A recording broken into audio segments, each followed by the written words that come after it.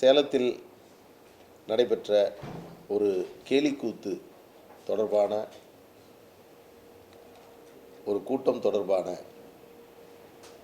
அதில் விவாதிக்கப்பட்டது, அதில் எடுக்கப்பட்ட முடிவுகள் தொடர்பான விஷயங்கள் குறித்து உங்களிடம் இந்த அவசர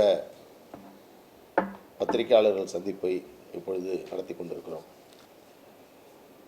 அருமை பத்திரிகை நண்பர்களே, பாட்டாளி மக்கள் கட்சியினுடைய பிரச்சனையை பேசுவதற்கு முன்பாக இந்தியா முழுவதும் மட்டுமல்ல, தமிழகத்திலும் சரி, ஒரு அரசியல் கட்சியினுடைய செயற்குழு, பொதுக்குழு எப்படி நடக்கும் என்பதற்கான இலக்கணங்கள் இருக்கிறது.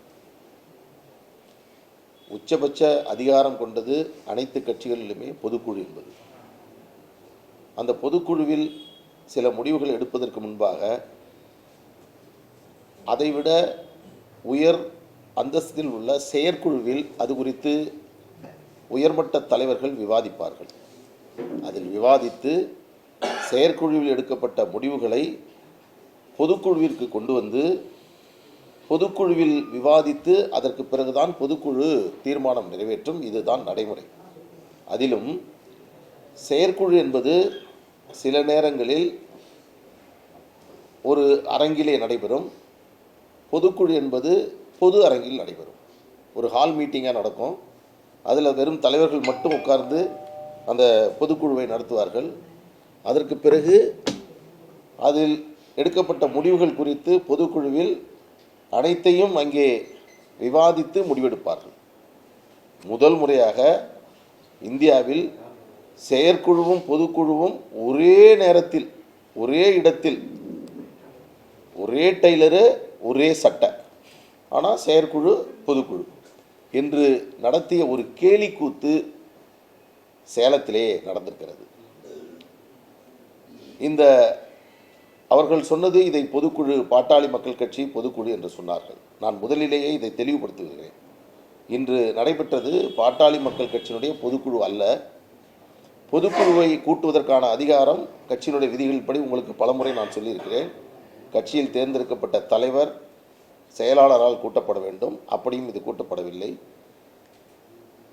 இதற்கு முன்பாக அவர் டெல்லியில் தொடர்ந்த வழக்கில் நீங்கள் சிவில் நீதிமன்றத்தில் தீர்வு காணுங்கள் என்று சொன்னது, அதை அவர்கள் செயல்படுத்தாமல் இன்றைக்கு பொதுக்குழு என்ற ஒன்றை நடத்தி கொண்டிருக்கிறார்கள்.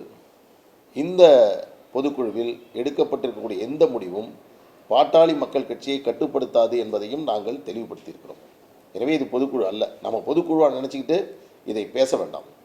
ஆனால் அதே வேளையில் அங்கே நடைபெற்றது சாதாரணமாக பார்த்திங்கன்னா ஒரு செயற்குழுவில் ஒரு 20 நிமிஷம் 25 நிமிஷம் நடக்கும். பிறகு பொதுக்குழுவில் தான் அதை எல்லாவற்றையும் ஆய்வு செய்து பண்ணுவாங்க. ஆனால் இங்கே அப்படியே நேர்மாறா 3 மணி நேரம் செயற்குழு நடக்குது. அவருங்க பேசுனது, நடந்தது, ஊடகத்தில் வெளிவந்ததை வச்சு நான் பேசுகிறேன். பொதுக்குழு நடந்தது 20 நிமிஷம். குறிப்பாக பொதுக்குழுவில் மருத்துவர் ஐயா பேசலை, அவங்க சொல்கிற கௌரவ தலைவர் பேசலை, அவங்க சொல்கிற செயல் தலைவர் பேசலை. ஜிகே மணி மட்டும் சொல்கிறாரு, எல்லாருக்கும் பசிக்குது, நேரம் இல்லை, அதனால் செயற்குழுவில் நிறைவேற்றப்பட்ட 27 தீர்மானத்தையும் அப்படியே பொதுக்குழு நிறைவேற்றுறது.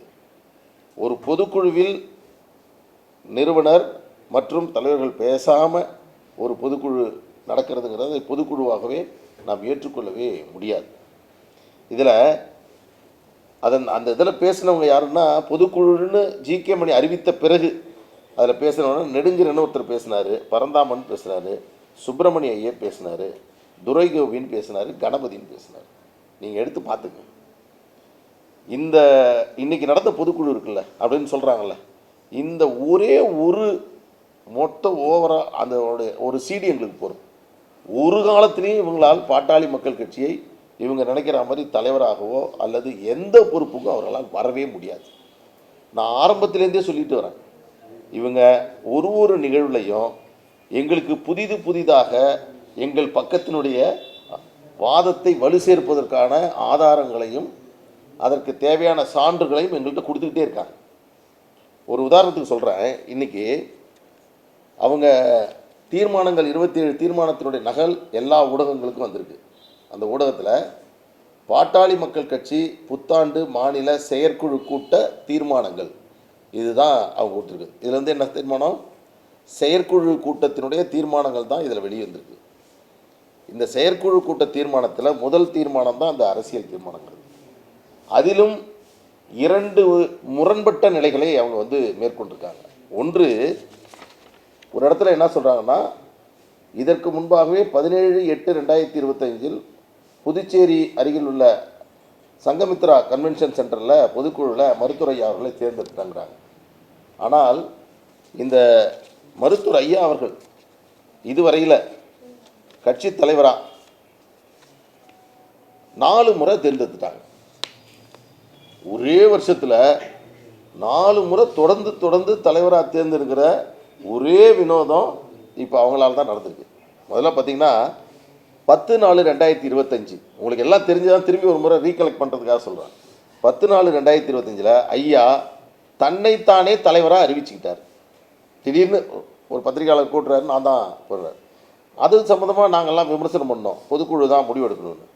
பிறகு தலைமை நிர்வாக குழு 29/5/2025 28 வரைக்கும் அன்புமணிக்கு பதவி காலம் முடிஞ்சிருச்சு.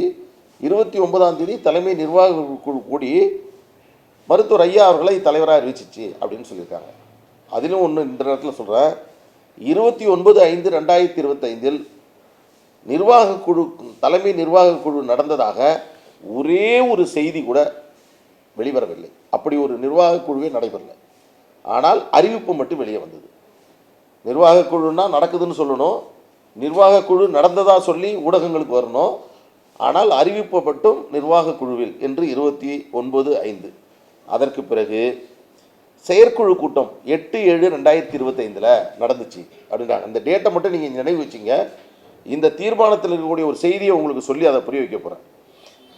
8/7/2025 செயற்குழுவில் அதில் வந்து தலைவராக மருத்துவர் ஐயா அவர்களை தேர்வு செஞ்சதா சொல்லியிருக்காங்க. அதற்கு பிறகு தான் சங்கமித்ராவில் வந்து 17/8/2025 ஒரு பொதுக்குழு அவங்க நடத்துனாங்க. அந்த பொதுக்குழு நடத்தி அதனுடைய முடிவுகளை அவங்க வந்து நம்ம டெல்லிக்கு அனுப்பினாங்க. அந்த அனுப்பின பொதுக்குழுவை டெல்லி நிராகரித்தது. ஆனால் 17/8க்கு முன்னாடி 9/8/2025 நம்ம மகாபலிபுரத்தில் நாங்கள் நடத்தின பொதுக்குழுவை ஏற்று அது டெல்லிக்கு சென்று அதற்கு தேர்தல் ஆணையம் ஒப்புதல் வழங்கி மருத்துவர் அன்புமணி ராமதாஸ் அவர்களுடைய பதவிக்காலத்தை அடுத்த ஆண்டு ஆகஸ்ட் மாதம் 1ஆம் தேதி வரை நீட்டித்து ஒரு உத்தரவை கடிதத்தை எங்களுக்கு அனுப்பினார்கள். அதற்கு பிறகு இவர்கள் பல்வேறு படையெடுத்து டெல்லிக்கு சென்று நாங்கள் இத்தனை கடிதங்கள், நிறைய கடிதம் கொடுத்ததா சொல்கிறாங்க, இத்தனை கடிதங்கள் கொடுத்து நாங்கள் கேட்டோம். அந்த கேட்டதுக்கு அவங்க பதில் எனக்கு கொடுத்தாங்க. அந்த பதிலில் நீங்கள் இதற்கு முன்பாகவே மருத்துவர் அன்புமணி ராமதாஸ் அவர்கள் தான் தலைவராக இருப்பதற்கான சான்றுகள் பதிவுகள் எங்களிடம் உள்ளது, வேறு பதிவுகள் எங்களிடம் இல்லை. எனவே இது தொடர்பாக நீங்கள் சிவில் நீதிமன்றத்தை நாடிக்கொள்ளுங்கள். இதுதான் டெல்லி சொல்லுச்சு.